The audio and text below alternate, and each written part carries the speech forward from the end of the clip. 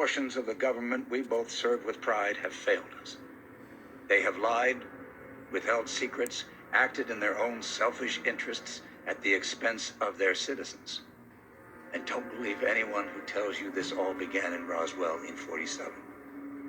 I'm convinced now that whatever I've glimpsed or encountered and spent my life tracking has been with us since humankind came down out of the trees.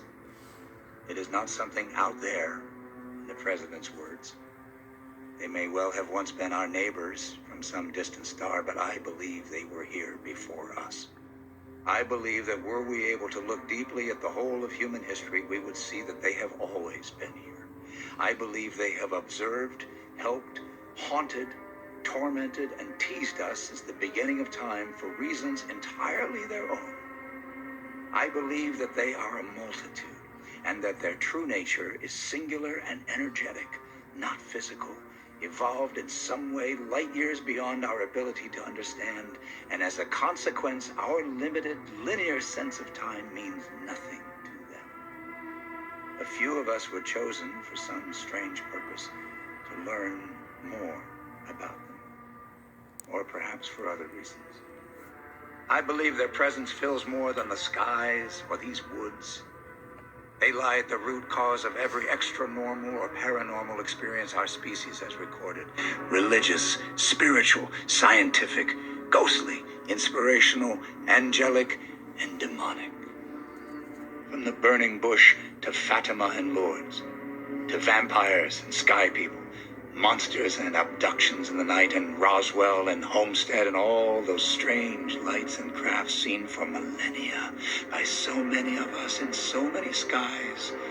I believe all these phenomena that our puffed up egos and busy ant minds persist in trying to label, categorize, penetrate, and comprehend all spring from this same uncanny source.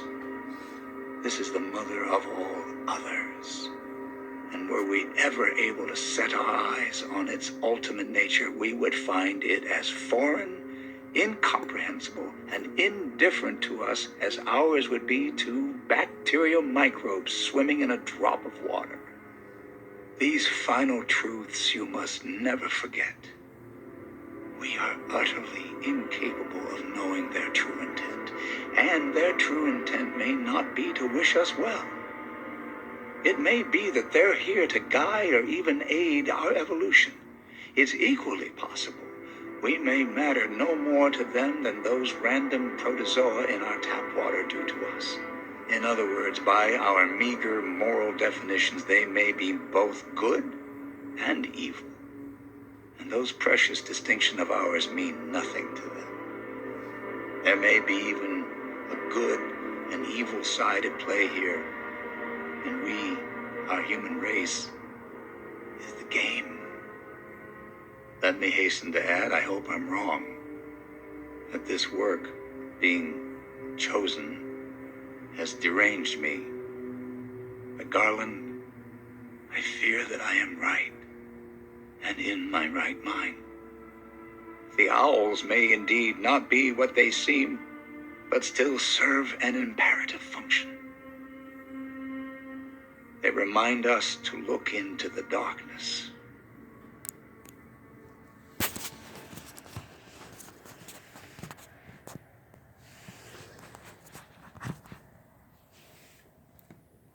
$46. Gone, baby, gone. I did it with Nutrisystem for men.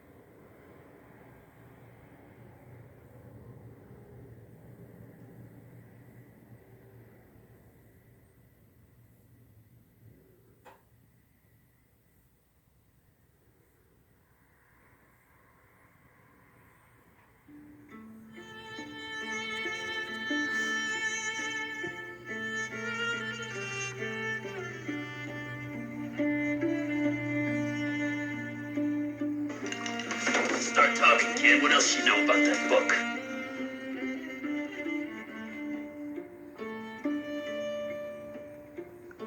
In 1947, the suspected Roswell crash brings gray aliens into our naive terrestrial bubble. The crash site, having immediate proximity to Trinity, the first nuclear bomb tests, connects our contact with grays to the nuclear blasts. Such theories have been explored at length. Marty McFly is abducted by a UFO during an epic struggle to connect with grays. The Greys enter his life at this innocently titled merchant, Blast from the Past. The correlation is obvious when one recognizes that Blast from the Past refers to the blast from the past, the atomic bomb blasts at Trinity in New Mexico that catapulted mankind into the atomic age and instigated contact with the Greys. This first contact takes place in 1947. The chronological connection is unveiled by an albino vermin with a suspiciously pronounced presence during Marty's encounter of the Greys at the blast. Roger Rabbit is set in 1947. This being the year that Greys are discovered near the blast in Roswell, New Mexico. To solidify that 1947 is indeed being pointed to, we will note that Marty is directed to this information of Greys at the blast by this man, Charlie Fleischer. Miami. What did you just say? I said I wish I could go back to the beginning of the season. Put some money on the Cubbies.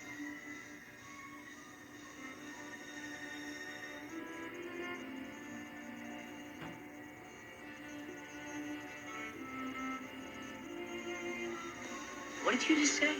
Fleischer, the actor, is the voice of Roger Rabbit, again taking place in 1947 along with the Roswell crash. Our Trinity explosion reference, Blast from the Past, is validated when we scrutinize the hidden hand of its cleverly obscured logo. 60-degree increments split the decade markers on the timepiece. By drawing in the conveniently covered digits, we extrapolate the realization that the blast being referenced is indeed the Trinity explosion, as the hand points directly to 1945. The date of Trinity, couple 1945 with the accentuated word blast, and suddenly we see the light.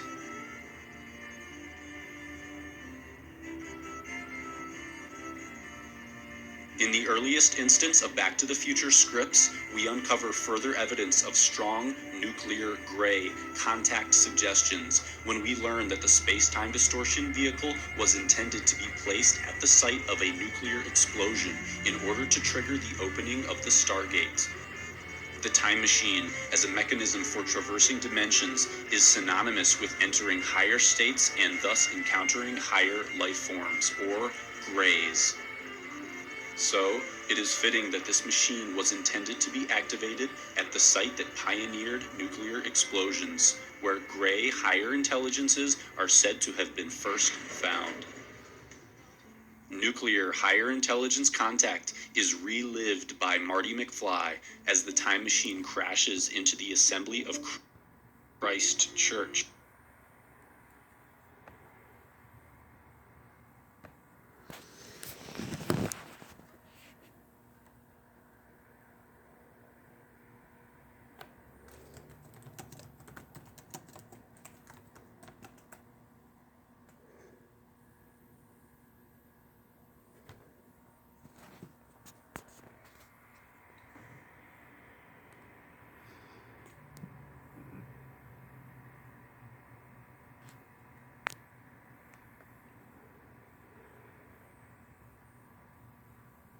A location predated by the cinematic showing of The Atomic Kid. The leap to nuclear weaponry is accompanied by contact. Of note is how mushroom clouds and conventional contact protocol via craft abduction share an apparently sacred geometric archetype, further fusing contact with alien semi-deities with the deity impersonating act of atom splitting. John F. Kennedy, in a letter to the CIA on November 12th, demands records revealing intel pertaining to the suspected alien presence on Earth. Marty traverses this atomic stargate to contact higher life forms on November 12th. In front of the store where he learned that Gray contact was made from the atomic blast, the very same information that JFK sought on the very same day, November 12th. JFK's thirst for this knowledge is accounted for by strange forces which place a bust of his head at this scene where the information he sought is actually discovered. The blast from the past is where the Greys tethered a terrestrial connection. 10 days after JFK sought this information, he was killed. On that very same day, an atomic blast test exploded in the desert of New Mexico, its codename Greys. At a dinner with the McFlys, Marty expresses exceptional interest in men from space. Hey, I've seen this one. This is a classic. This is where Ralph dresses up as a man from space. He then seeks directions to Doc Brown's house. Do you know where Riverside Drive is? It's the other end of town, a block past Maple, east end of town. Where the scientist has just conceptualized our nuclear Gray contacting mechanism. Standing on your toilet, and you were hanging a clock, and you fell, and you hit your head on the sink. And that's when you came up with the idea for the flux capacitor, which is what makes time travel possible. Only to find out that the process was carried out on Block past Maple, that's John F. Kennedy Drive. Who the hell is John F. Kennedy? Mother? Block past Maple, that's John F. Kennedy Drive. Block past Maple, that's John F. Kennedy Drive. That's John F. Kennedy Drive. That's John F. Kennedy Drive. That's John F. Kennedy Drive. Drive. That's John F. Kennedy Drive.